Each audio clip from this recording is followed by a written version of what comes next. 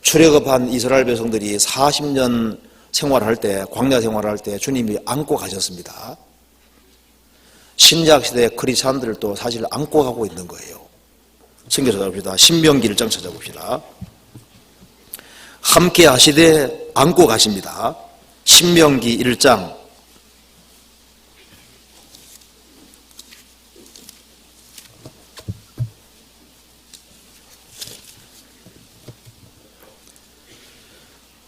31절.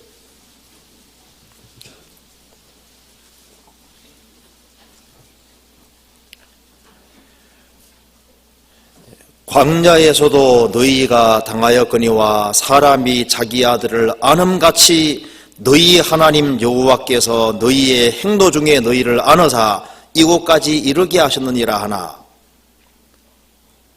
하나님이 이스라엘과 함께 하시면서 그들을 인도해 가셨는데 어떻게 인도해 가셨냐면 안고, 아버지가 자식을 안음같이, 자기 아들을 안음같이 여호와께서 너희를 안고 인도하셨다.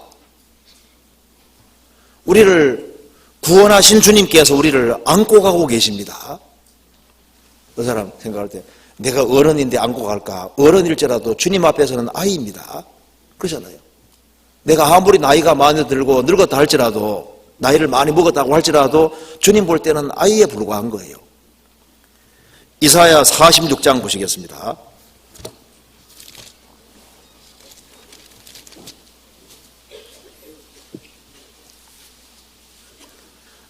46장 3절 4절.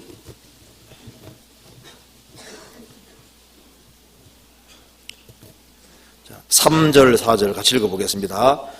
야곱 집이여 이스라엘 집에 남은 모든 자여 나를 들을지어다.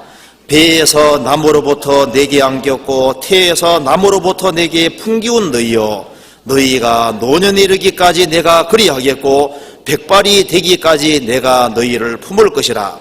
내가 지어 쓴즉 안을 것이요 품을 것이요 구하여 내리라. 너희가 노년에 이르기까지 내가 안을 것이다. 백발이 되기까지 내가 너희를 품을 것이라. 내가 지어 쓴즉 안을 것이요 품을 것이요 구하여 내리라. 주님께서 구원받은 사람을 공동체 무리 속에 두시고 구원받은 사람을 안고 가고 계십니다. 우리는 주님 손 안에 있는 거예요. 그렇잖아요. 자, 그럼 주님이 우리 가운데 거하는 것이 사실입니다. 그러면은 주님 우리 가운데 거하는 것이 사실이라면은 주님이 우리 가운데 가만 계시겠어요? 무슨 일을 하시겠어요? 무슨 일을 하실 거 아니에요? 그렇잖아요. 이사야 55장에서는 주님을 가리켜서 만민의 인도자와 명령자라고 했습니다. 자, 주님이 우리 가운데 거하시는 것이 정말 사실이라면은 주님은 침묵하고 있지 않을 겁니다. 그래서 주님 우리 가운데 거하시면은 우리 가운데에서 주님이 말씀해 주시는 것이 있습니다. 성령이 교회들에게 하시는 말씀을 들을지어다. 주님께서 말씀을 가르쳐 주십니다. 그래서 세상 사람들이 알지 못하는 것을 알게 하시는 거예요. 요한복음 17장에 말씀하신 대로 알게 하였고 또 알게 할 것이다. 주님이 우리 가운데 거하시면 주님이 말씀을 계속 가르쳐 주시는 것이 있습니다. 알게 하였고 알게 할 것이다. 그래서 주님이 우리 가운데 거하시기 때문에 주님이 우리에게 말씀을 가르쳐주는 것이 사실입니다. 그래서 구원받은 우리 가운데 잘 거하면은 틀림없이 주님의 말씀을 배우고 주님 뜻을 배우게 되는 거예요. 주님이 말씀을 깨닫게 주는 것이 있다 그 말입니다. 플로리다의 한 교회에서는 우리는 22분 동안 예배합니다. 그러니 많이 오세요 광고합니다. 그리고 설교는 딱 8분입니다. 많이 오시라는 거예요. 아니, 매 주일마다 8분씩 배워가지고 뭘 어떻게 깨우치겠어요? 주님이 우리 가운데 거하시면은 주님께서는 틀림없이 말씀을 열심히 배우도록 하실 겁니다. 틀림없이 말씀을 열심히 배워야 됩니다. 그리고 주님이 우리 가운데 거하시면은 우리로 하여금 같은 믿음을 갖게 만드시는 거예요. 믿는 것과 하는 것이 하나 되게 만들어 가실 겁니다. 그잖아요. 그리고 주님이 우리 가운데 거하는 것이 사실이라면은 주님은 우리 마음속에 역사하시는 것이 틀림없는 사실입니다. 그러니까 주님이 우리 가운데 역사하시면 우리의 마음을 바꾸시고 우리의 생활을 바꾸시는 것이 사실이다 그 말입니다. 그래서 우리에게 새로운 마음을 주시고 새로운 정신을 주시고 그리스도의 마음을 주시고 주님을 사랑하는 마음, 불신자들을 사랑하는 마음, 영혼을 불쌍히 여기는 마음, 그리고 이타적인 마음, 이런 마음을 주실 거다 그 말입니다. 주님이 함께 하시는 곳에 있는 사람들과 주님이 안 계신 곳에 있는 사람과 똑같을 수가 없잖아요. 우리가 같이 모여서 말씀을 배우고 교제하고 하는 사이에 아무 일도 벌어지지 않는다면은 그럼 주님이 안 계시든지 내가 잘못됐든지 둘 중에 하나가 아니겠습니까? 이기적인 사람도 구원받은 무리 가운데 거하면 이타적으로 바뀌게 되어 있습니다. 마음이 새롭게 되게 되어 있어요. 어떤 극장의 쇼핑몰에, 제가 책에 보니까 나오더라고요. 어떤 극장의 쇼핑몰에 이제